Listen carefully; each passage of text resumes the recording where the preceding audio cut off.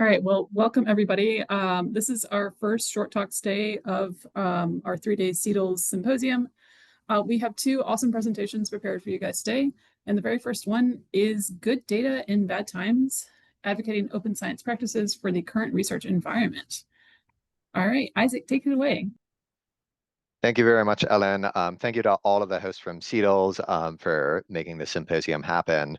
And thank you for all of us for being here today. My name is Isaac Wink. I'm the Research Data Librarian at the University of Kentucky. And in my presentation today, Good Data in Bad Times, I'm looking to take stock of where open science practices, and in particular data sharing, stand in the current moment that we're in, and what it means for those of us who work in the world of data services. Obviously, this is a big topic, and I'm by no means an authority here. My goal with this presentation is really to make my own contribution to an ongoing conversation in our profession on how we can support good research practices in a time of hostility to many forms of research. Before getting into that current moment, though, I wanted to ground some of this in research we already have on historical barriers to open science practices, and in particular, data sharing.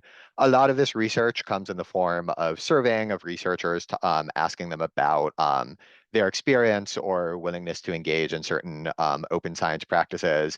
But there are other means of doing this type of investigation as well, looking, for example, at what data researchers actually share, or talking to them at the end or conclusion of a research process. So in trying to quickly summarize some of these barriers, I'm not trying to suggest that researchers are monolithic in their attitudes or experiences with open science practices. Carol Tenopir and her collaborators have done a lot of extensive surveying of researchers over the years and have found significant differences in willingness to share data across disciplines and age cohorts. So there really is a lot of diversity going on here as well. But with that caveat in mind, there are three main reasons that are often surfaced in this type of research that researchers choose not to engage in data sharing and other practices.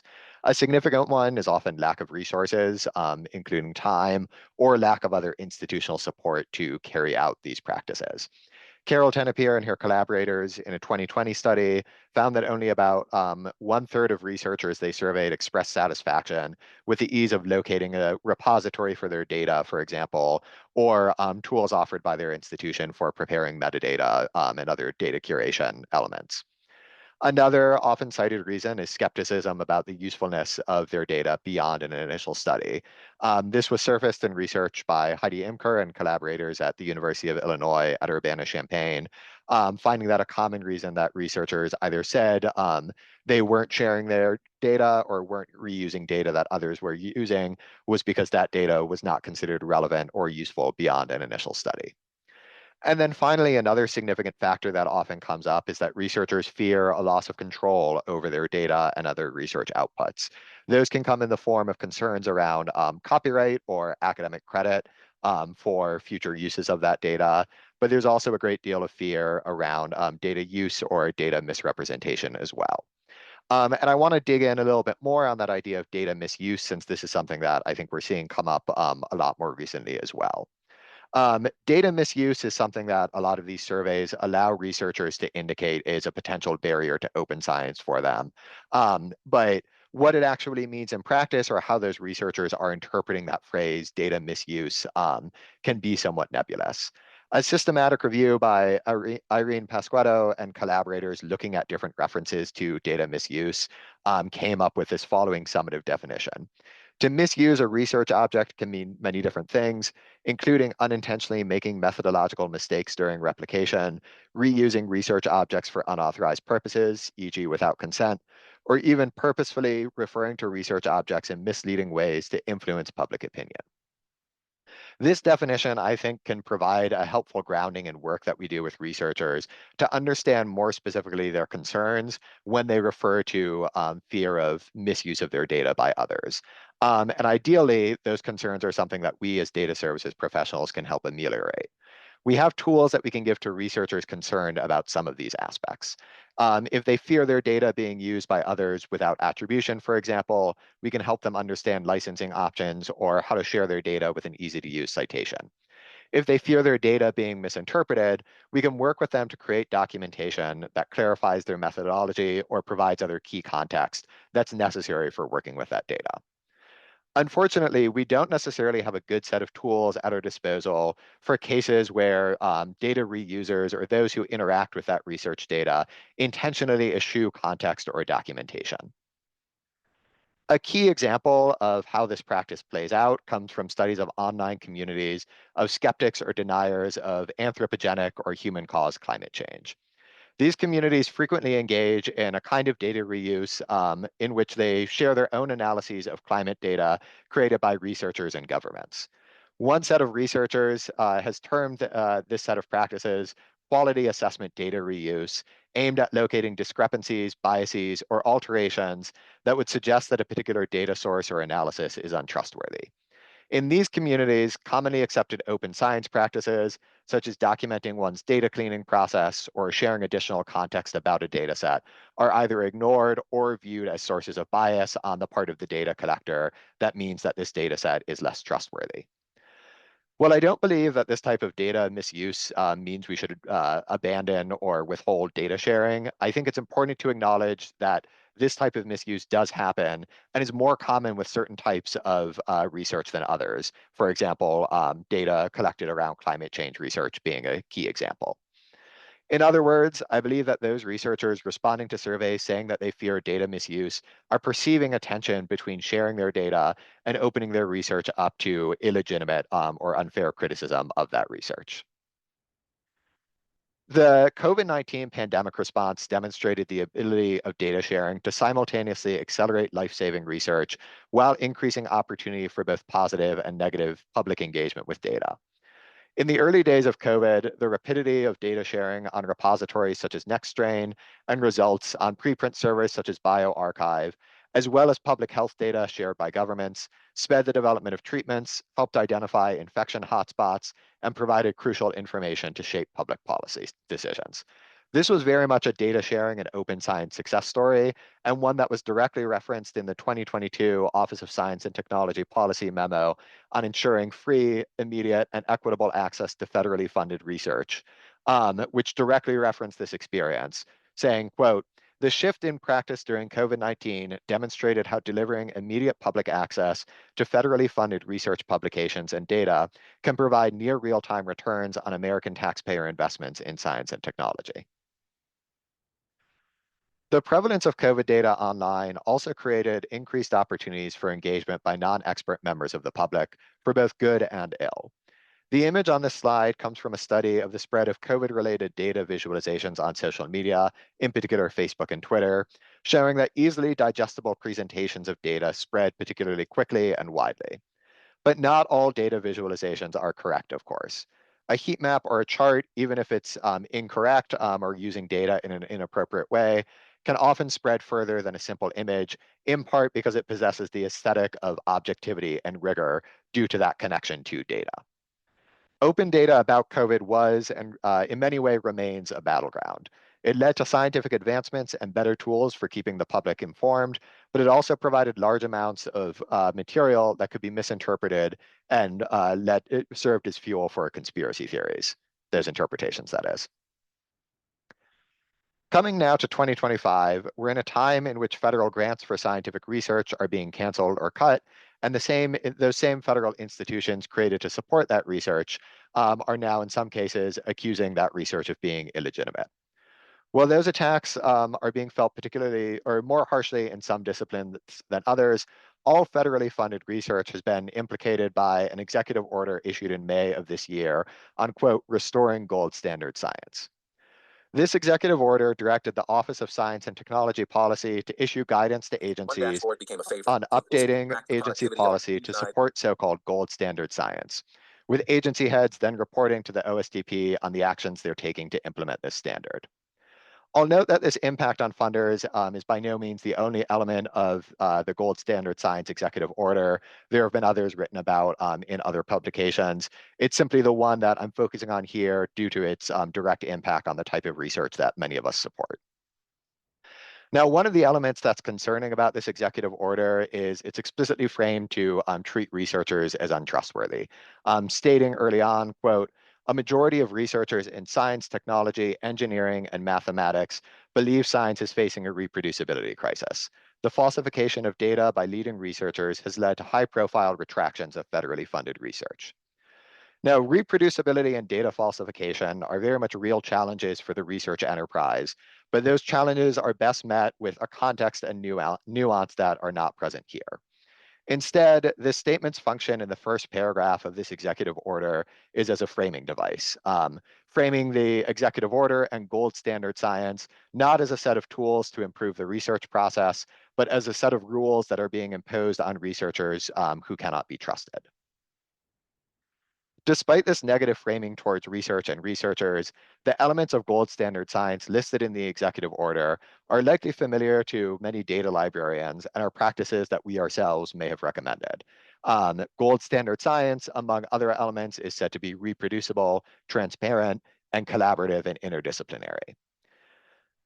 In fact, they could be said to be many of the same tenets that guide open science and have a great deal of overlap with many of the open science practices recommended by the Center for Open Science, including things like open data and protocols, pre-registration of studies, and team science. Although I'll note the term open science doesn't appear anywhere in this executive order or in the OSTP memo that came out of it following that. This puts those of us who advocate for open science at our institutions in an awkward position. We have a document and now coming out of that additional policy that may nominally be in agreement with many of the practices that we've supported, yet it abandons the framing of open science and instead takes a hostile approach to research and to researchers. What's more, this is coming somewhat confusingly at a time of continuation of other policies where we may have played a role in our campus readiness, such as the public access requirements of the Nelson memo back in 2023, or the NIH public access policy, which went into effect on an accelerated timeline this past summer. Furthermore, this language of gold standard science likely isn't going away. Agencies have already been directed to issue plans explaining their implementation of gold standard science. This is a list that has been compiled by WashU Libraries, which I believe they're keeping updated as more of these plans come out. So given that that language is staying, what do we do as data services professionals? Well, I don't believe that we should take up the framing of gold standard science. I do think that we should maintain an awareness of this language used by federal funders to be prepared to contextualize it for researchers. And to aid us in that contextualization, the Center for Open Science provided a statement on the executive order that offers, I think, one model of what this language could look like, saying, among other parts of this, quote, the executive order suggests that research must achieve these criteria to be considered research done with integrity and to be useful for policymaking. This fails to recognize that achieving all of these in any single study is rarely, if ever, achieved. There is no perfect study. And then further down, it notes, rigor and reproducibility should not be weaponized to gatekeep certain fields or findings. Instead, they must serve as tools to make science more inclusive, accountable, and impactful for society. So I think this means that we do have language to be able to engage with this language from federal funders while maintaining attitudes of open science here. So wrapping up, what does this mean for researchers and how we communicate with them? Our responses will vary from one institution to another and may vary additionally as policies change in the future too. But this is what I'm thinking about in my communication with researchers. First, we can frame open science as an iterative improvement to existing practices that benefit both researchers and their research, rather than as a set of requirements that they need to adopt all at once. Second, we can work to be aware of and empathetic towards other pressures facing researchers at our institutions. In addition to this new language around funding, that may include more specific things like loss of their previous funding, shifting priorities within their departments, or even things like loss of visa status for their graduate students.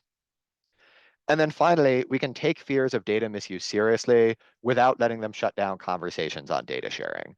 We can offer researchers tools to maintain an appropriate degree of control over their data after it's shared, and we can help provide them structured context to their data sets that can head off questions about their legitimacy. These questions are my perspective as an individual, and I'm curious to hear all of your thoughts in the Q&A about what this has looked like at your own institutions. This is not a convenient time to be an advocate of open science practices, but it remains both possible and vital. My source list is included here and is available in the slides that are being shared afterwards as well, but happy to talk more about any of these. And thank you all very much for listening, and I'm happy to take any questions.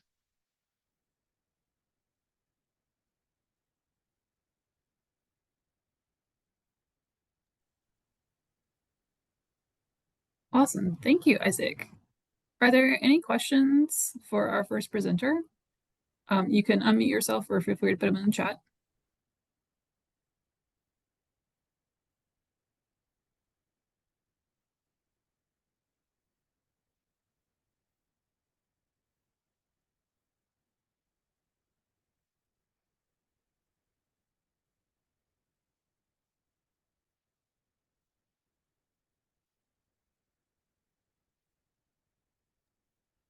Wow, thanks, Isaac. I think we're all kind of just digesting that and sitting with it. I was wondering, I saw from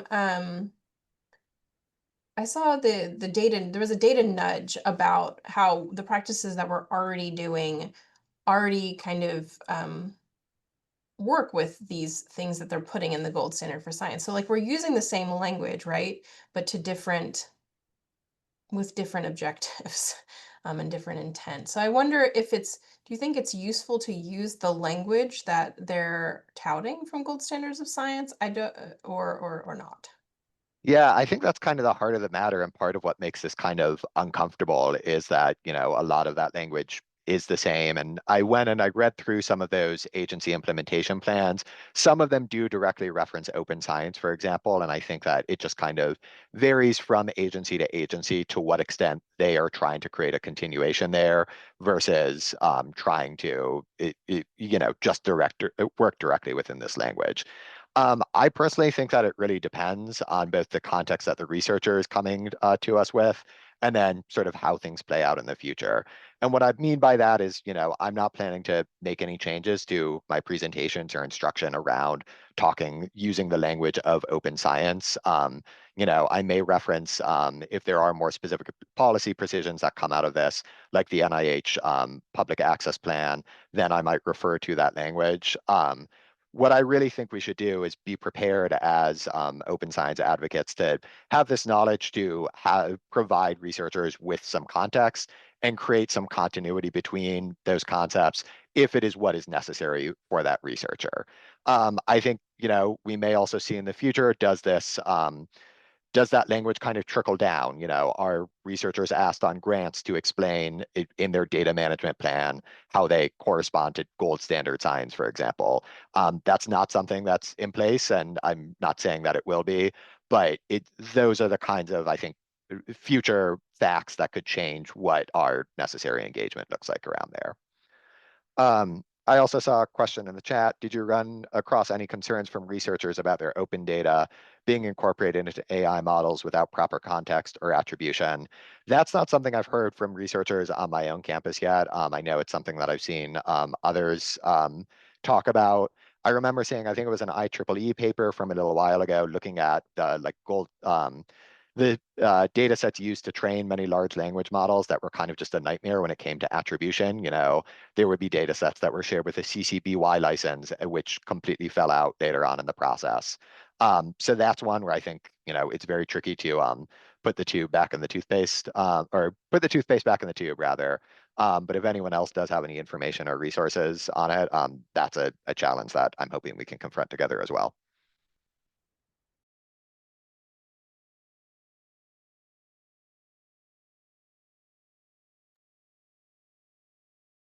All right. Well, guys, let's thank our first presenter once again, and start to pivot to our second presentation. So next up, we have Data Rescue as Civic Engagement, Empowering Communities to Preserve Public Data. Jessica, Olivia, the floor is yours when you're ready. So hopefully we are sharing the slides appropriately. There we go. Awesome. So yeah, we are from the University Library at American University. I'm Jessica Breen. I'm the Program Director for Geospatial Research Support. And my colleague? I'm Olivia Ivey. I work with the School of Public Affairs, primarily focusing on our undergraduate students. And we're going to talk a little bit about how we have been thinking about the reframing of data rescue as a form of civic engagement and how that helps us to actually work with our community here at the university to get them actively engaged in the preservation of public data. So why focus on data rescue? I think this is fairly obvious to most folks. Websites went dark in January. We started to see government data going away, and sort of in that moment, we knew that it was valuable and a precious resource, but as soon as it starts to disappear, you realize, oh yes, no, it really was very important. And so that civic data is super important to how we're able to speak about what the government does, speak to the government. It's a major part of the transparency of understanding what our government is doing. And we ultimately have this feeling that we have a civic role to play in this as librarians about the preservation of this data as it goes away.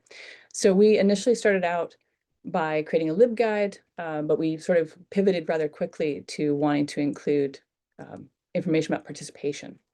So our LibGuide here, this comes from the Google document that was the start of the data rescue project. That was online and around. We needed to get information out to our faculty as fast as possible. So we turned many of the resources that were in that document into a LibGuide and got them up. And we actually share our LibGuides openly. So a lot of folks actually emailed immediately and asked to use this LibGuide. So this is the kernel of a bunch of little LibGuides around the world. But what we were trying to do was not just get in there the sort of things that our faculty needed to be able to find data that had potentially been removed or had moved to somewhere else. We realized that we actually needed to support people in understanding what had happened. There was data that disappeared, but then came back.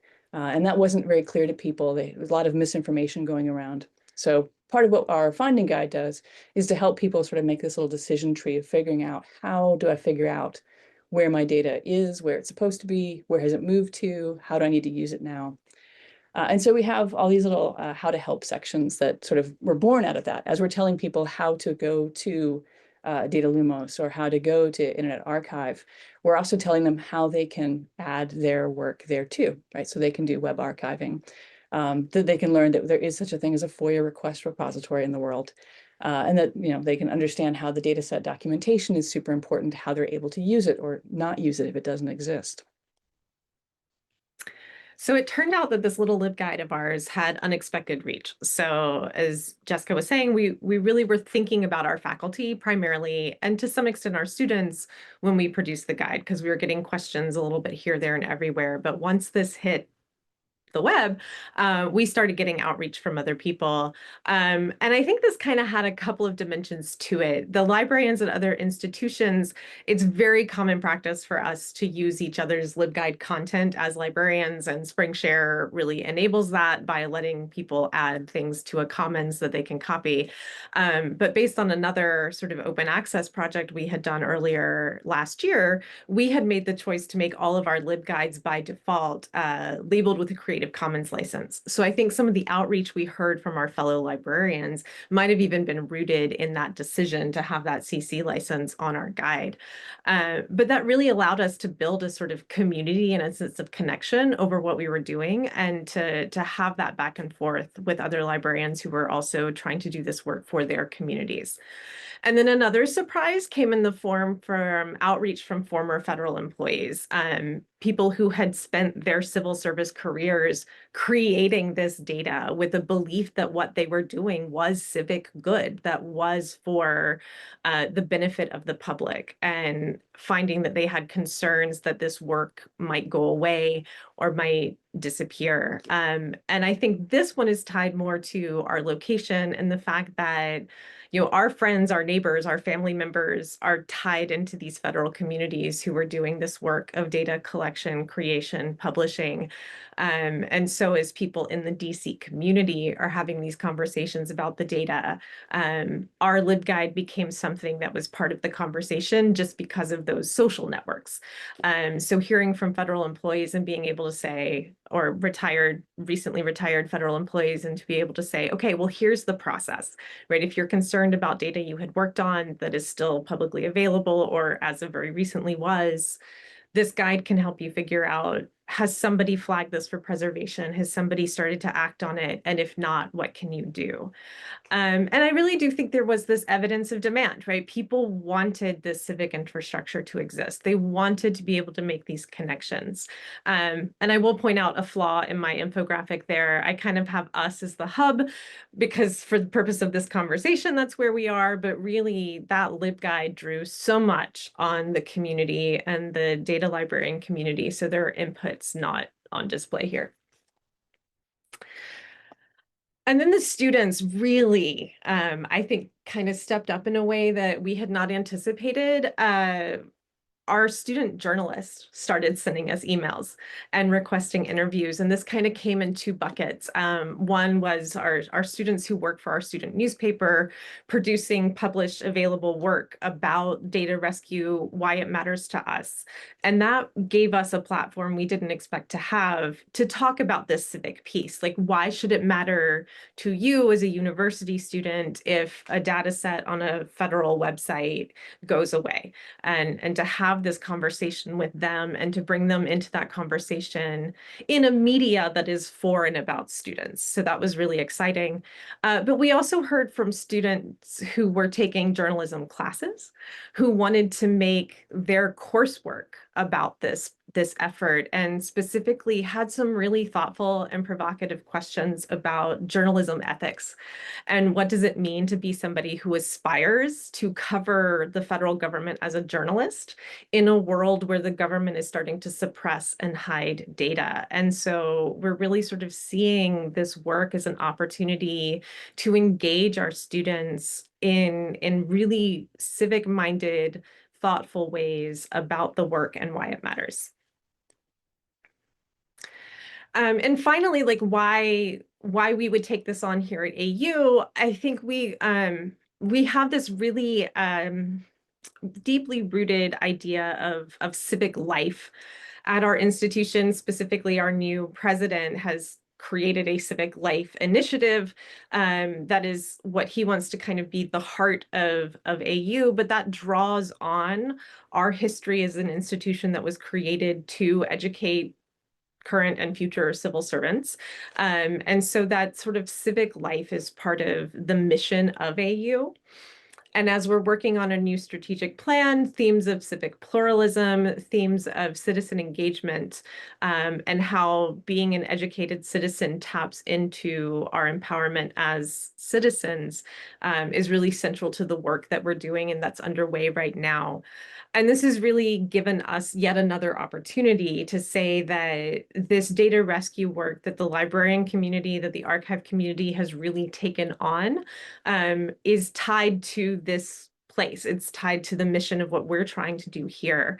And so we can use this as an opportunity to keep the work going beyond that initial moment of engagement that when everything was in the news and when everything was sort of top of mind for everybody, using the strategic plan as a vehicle to keep the work going. Next slide. Right, so how are we actually doing this with the students? So we have a lot of sort of, with the faculty, I would say we're sort of above board about like, saving your data is important. For the students, we kind of have to slip it in there a little bit. So we have a couple of things that we have done. We participated in Love Data Week this spring for the first time, and we really focused, falling as it did right after a whole bunch of government data sets kind of came down. We focused on what data we had available at the university, showing off that Gov data finding guide that we have, trying to help students understand what had happened with data and what wasn't really known very well. So we engaged with Love Data Week. And then because I clearly attended this symposium last year and saw Georgia State University talk about their Scary Data Week, we totally stole it. So we are having a Scary Data Week this year as well. Those little stickers that are on the bottom, I actually put them on our GitHub to share the stickers if anyone wants them. But what we're doing for that, we're having tabling again. We're going to talk about how data is actually preserved. So we're teaching students sort of in a tabling setup, how to access the Internet Archive to actually find resources for research that they've been using and how to actually save those things for the future. Thinking a lot about students who are using data sets, but as well as folks who are doing sort of more digital humanities kind of work about how they can archive information that they use.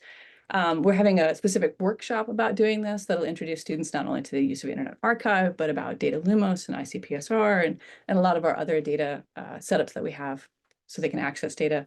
But we're trying to really lean on them to understand that this necessity of protecting civic data, of all of this work that is out there by their government for their use, is really something that they have a role in the saving of, that it's theirs and they are in charge of making sure it sticks around. So we have a lot of sort of simple outreach that we do. It's a lot of stickers and candy and just chatting with people. But we sort of sustained over the year, thanks to that elongation from the Georgia State Scary Data Week concept, we're sort of working through making this last longer. So what you can do, this is your slide. It is my slide, but that's okay. You can help too. So moving forward, I think one of the things that I struggle with is that this is such a big, gnarly problem that I can't solve. But what I can do is work within my community. I can talk to my faculty about, hey, you know, I typically do instruction in some of the intro to political science research classes. Like, can we take a little bit of time from our normal instruction to talk about this and to make a deeper pitch about the so what, right, behind the data. So small things can really grow, can really add to the larger picture. The sharing materials is so important. I know in her keynote, Linda definitely talked about that collaboration aspect is huge. Like, I can't solve the whole problem.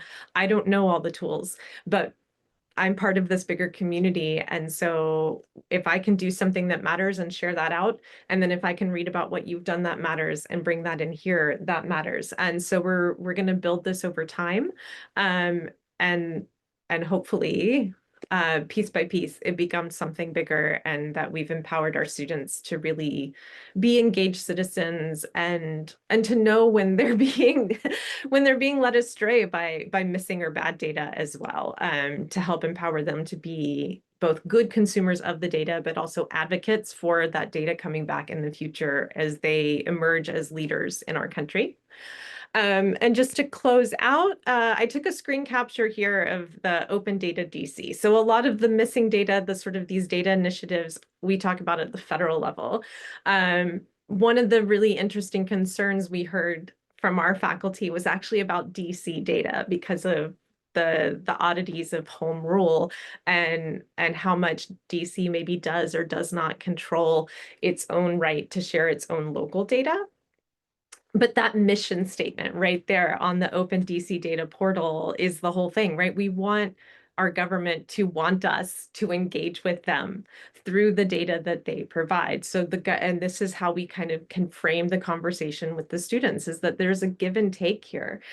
The government asks you for your data or collects your data, right? But then they put it out there in these formats that you can then ingest and turn back to the government for engagement.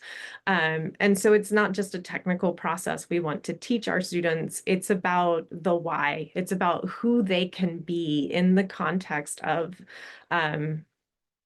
being a citizen in a government that should be sharing data. So this is our last little slide. I did not include it, but we have a GitHub where the archive of the workshop that's coming up at the end of the month will be. So I can drop that link in the chat, but it's not in our slides. But you open up the chat. Cool. So I'm going to stop sharing now.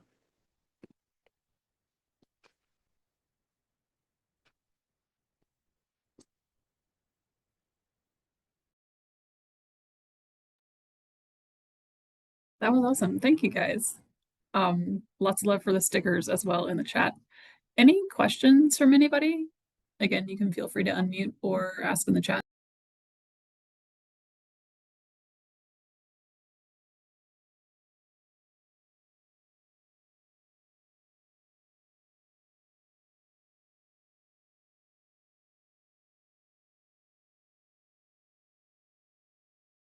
We did want to make sure that we had the right link out to the LibGuide. So Linny put it in the chat. If you could just let us know if that's the right one. We want to put it in the communal notes doc.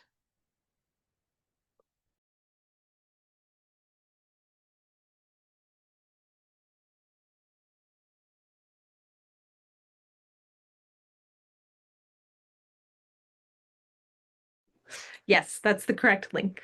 Good job.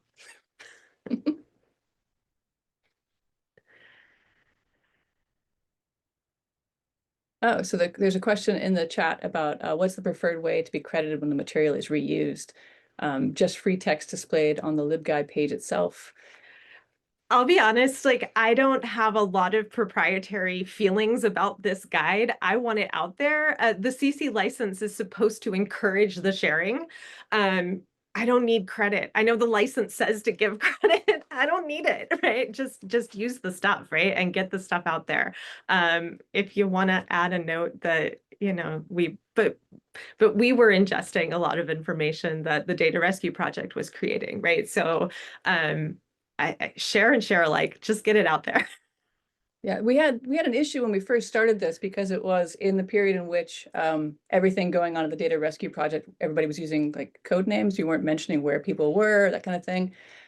So actually adding attribution to the original LibGuide was really difficult because like we don't really know what we're allowed to say about who.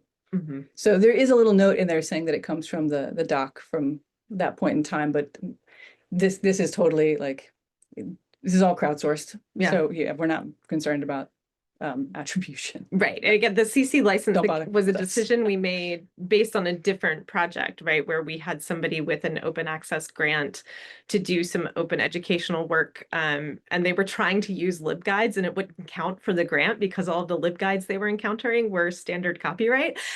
And so it was therefore not technically open access. So yeah, that's the root of the CC license. The attribution is not super important to me.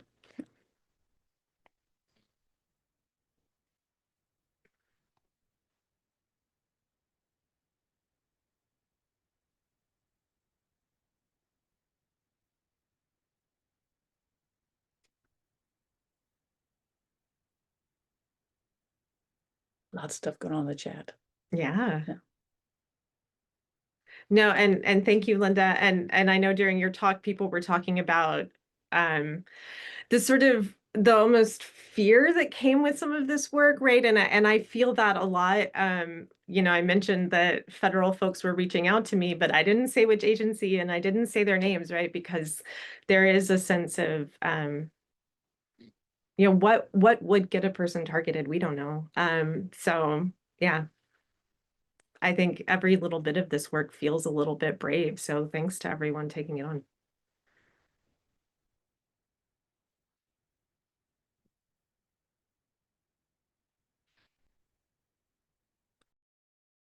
Isn't in your strategic plan. You know, I think be creative and find the right entry point for you, right? There's something in your university's mission statement that will work, right? So for us, Civic was the word in that strategic plan that gave us that entry point that lets us then send outreach and say, we want to do this because it's in line with this. And there's some other word, I'm sure. All universities have it. Okay, everybody's language is different, but everybody's language is centered around this idea of student learning and empowering researchers, right? So I think there's probably something you can work with. Yeah, there you go. If it's a land grant university, for sure, public benefit is at the core mission. If you have a service learning office of some sort, that could be a really good partnership as well. Somebody who's Jesuit institutions tend to have service learning offices. Everybody calls it something a little bit different. So yeah, look for the synonyms. They're there. And if you want me to help you comb through some of that stuff, I'm happy to do that. That's fun. Send me an email.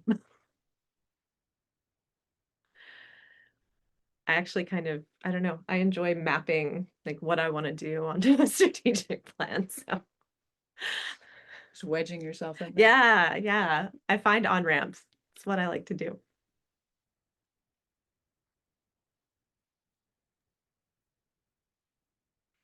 Okay, if there are no further questions, let's thank all of our presenters again.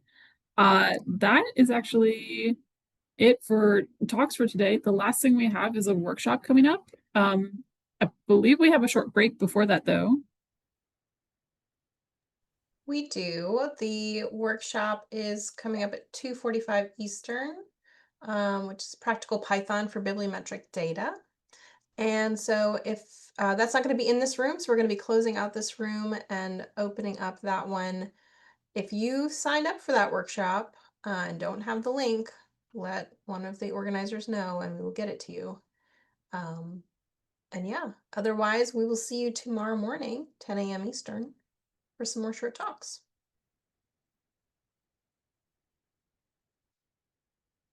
Thanks, everyone.